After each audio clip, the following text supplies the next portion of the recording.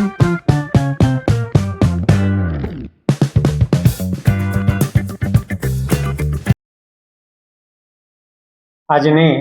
આ પ્રેસ વાર્તામાં આપ સૌ મીડિયા મિત્રોનું સ્વાગત છે।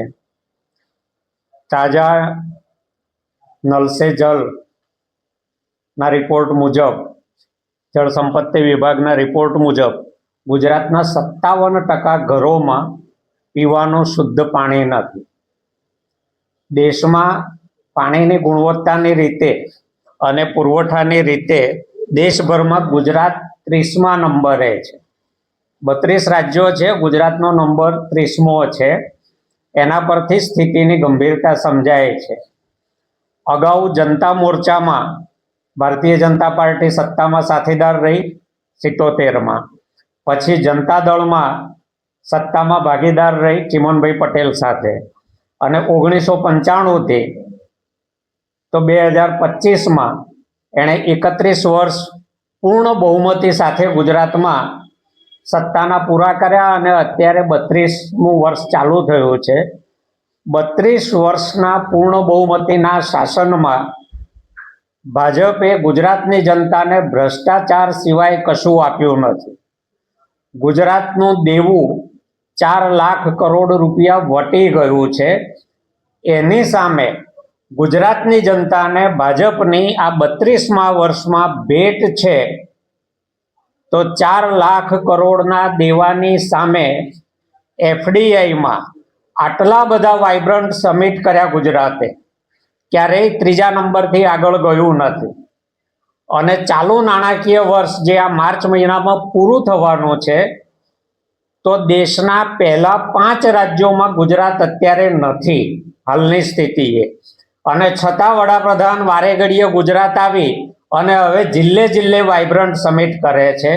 વાઇબ્રન્ટ સમિટના નામે મોંઘી ડીશોના જમણવારનો ભ્રષ્ટાચાર, ગુજરાતના લોકો માથે દેવું ચડાવવું, અને એની સામે ગુજરાતની જનતાને જે વળતર મળે છે તો એમાં પાણીની ગુણવત્તામાં 30મો નંબર, કુપોષણમાં 31મો નંબર, માથાદીઠ આવકમાં 10મો નંબર।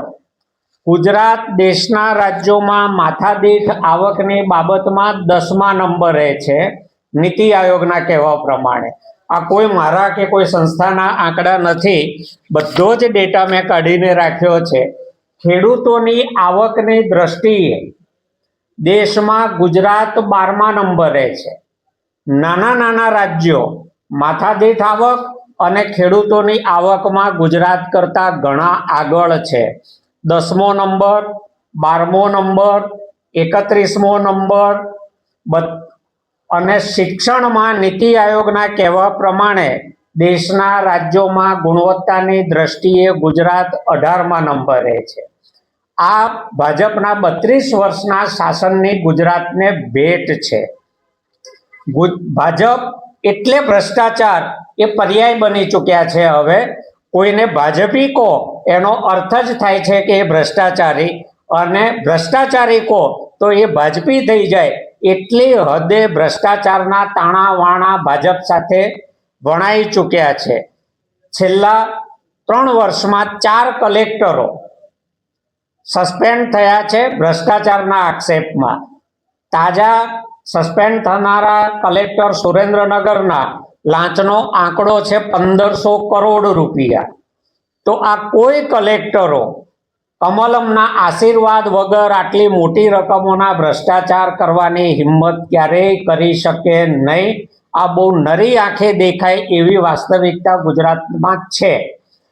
દરેક એવું જ કામ ભાજપ કરે છે જેમાંથી ભ્રષ્ટાચાર બેફામપણે આચરી શકાય।